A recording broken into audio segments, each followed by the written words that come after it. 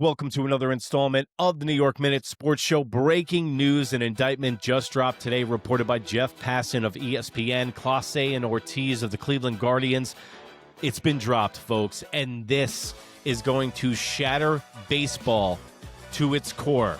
This is going to be one of the biggest scandals we've ever seen in Major League Baseball history. I'm going to read the indictment with you right here. Cleveland Guardians pitcher Emmanuel, Clase, and Luis Ortiz were charged with fraud, conspiracy, and bribery, stemming from an alleged scheme to rig individual pitches that led to gamblers winning hundreds of thousands of dollars, according to an indictment unsealed by federal prosecutors on Sunday. Ortiz, 26, was arrested Sunday morning in Boston and will appear in court on Monday. The United States Attorney's Office that levied similar charges against the NBA player Terry Rozier and multiple coaches in late October said in the indictment that Clase arranged with a bettor as early as May 23rd, 2023 to throw specific pitches for balls so that gamblers could place prop bets and profit. Ortiz, prosecutors said, joined the scheme in June 25, and between the two, gamblers won at least $450,000 wagering on their pitches, while Clase and Ortiz were given kickbacks for their participation. Clase and Ortiz each would face up to 20 years in prison for wire fraud conspiracy, 20 years for honest services wire fraud conspiracy, and 20 years for money laundering conspiracy, and 5 years for conspiracy to influence sporting events by bribery, according to prosecutors. They defrauded the online betting platforms where the bets were placed, and they betrayed Americans' pastime. Integrity, honesty, and fair play are part of the DNA of professional sports. When corruption infiltrates the sport, it brings disgrace not only to the participants, but damages the public trust in institutions that it's vital and dear to all of us and civilization. The allegations against Clase and Ortiz are the most severe for the sport since Pete Rose agrees to a lifetime ban for betting on baseball in 1989. Guys, holy dog shit. And I can't understand, sometimes these guys were getting as little as $5,000 a pitch.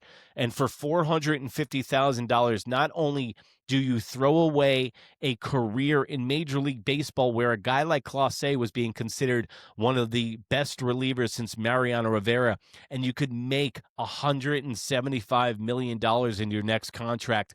Why take the risk? Why risk your career, your livelihood, and everything that goes into it? What happens is a lot of these guys fall in debt with organized crime, or they're compulsive gamblers to begin with themselves, or they're drug addicts or alcoholics. It happens all over Major League Baseball.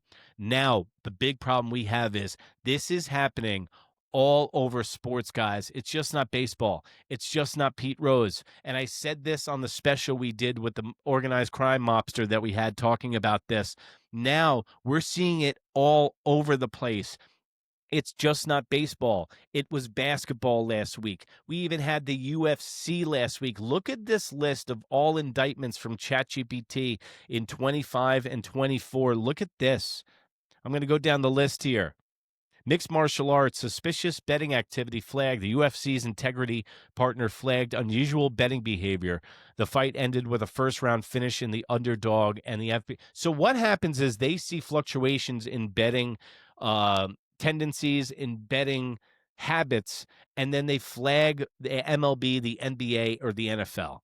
Now, this all started, if you want to ask me, with the Shohei Ohtani gambling scandal that they blamed on his interpreter, who I think has still not reported to jail yet. Now, I think that organized sports are throwing guys that aren't the mainstays and the face of the sport underneath the bus. Guys like Ortiz and Emmanuel, Clase, if they could be found cheating on games, they're going to throw them under the bus. But guys like Otani, it's like the Barry Bonds deal. His trainer went to jail for year after year after year after he wouldn't rat on Barry Bonds. So imagine how much Barry Bonds paid him saying, if you keep your mouth shut when you get out of jail, X amount of dollars will be waiting for you. Shohei Ohtani's interpreter took the rap for him, and baseball covered it up.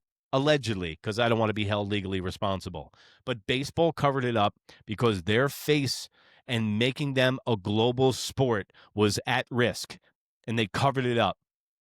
And then they turn around and they let Pete Rose die before they put him in the Hall of Fame for betting on baseball, and they let him cut the ribbon to the sportsbook in Cincinnati Reds Stadium 2 years before he dies. So you ban Pete Rose from baseball, you don't let him into the Hall of Fame, but you let him cut a ribbon on the sportsbook that you opened up in the stadium, in the baseball stadium that's open year-round. So this is what happens. When you sleep with dogs, you wake up with fleas. Water seeks its own level. Once you let Pandora's box open and you got in bed with DraftKings and FanDuel and all of these things, it let the gate open for gambling. Why do you think for so many years the only thing that you could gamble on was roulette and horses? Because a horse's wife couldn't be kidnapped, or a horse couldn't be influenced with money or riches or women or fame. Shohei Ohtani has a habit and has a history of being a compulsive gambler. Major League Baseball covered it up, just like the NBA covered up Michael Jordan going to play baseball for 3 years when he was found gambling on basketball, and he told organized crime to go shove it. And then his father winds up dead on the side of the highway, and he plays baseball for 3 years. My eyes are starting to get opened to the conspiracy of that pro sports is going to be fixed, and it is fixed, and that it has a major gambling influence on it.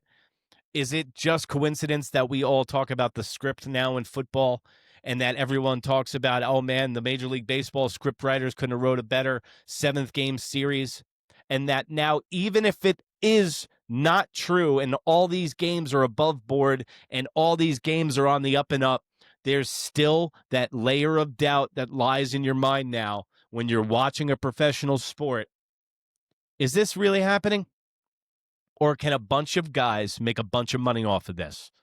And also, in the NFL, what makes you think that during the owners' meetings that they all don't get together and they all get assigned a game that they're going to lose once a year, and they make their concession sales for the whole year? They put 6 or 7 bets through proxy, the owners. What, are they going to get caught by the NFL?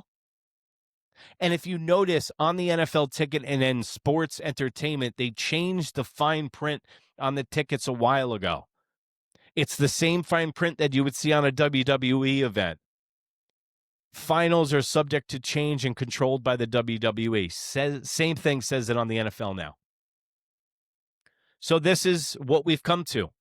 Now that our national pastime, something that I love watching all the time, is in question. Basketball's in question. Football's in question. Look at all these alleged indictments. Now giving NIL money to college players.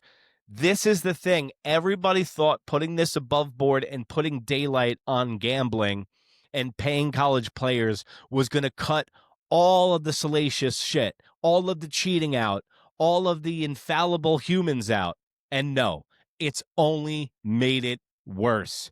You've opened up Pandora's box and you slept with the enemy, and now you might have ruined your own sport. The Trojan Horse of professional gambling has entered the NBA, NFL, MLB, NHL, professional sports across the board. When every single stadium is owned by Target and Petco.com, there's too much money at hand to be lost. There's too much money not to be a sure thing. When you could place a bet on WWE and Game of Thrones, you know professional sports jumped the shark, and now sitting on your couch, you have to question everything that your eyes can see. And that escape from politics and reality and everything that's going on in life has infiltrated our sports. And now we have to just go by the whim of our pants and hope that this is honest. But guys, where there's smoke, there's fire. And hopefully the FBI gets in there and cleans this up and makes an example of guys like Clase and Ortiz, who are facing up to 60 years in prison for doing what they've done. So MLB, NBA, NHL, NFL, when you find these people, you need to make examples of them. And FBI, you need to look into the owners and the front office of all these organizations and see what they're doing, because a fish stinks from the head down, and that's exactly what's happening in professional sports.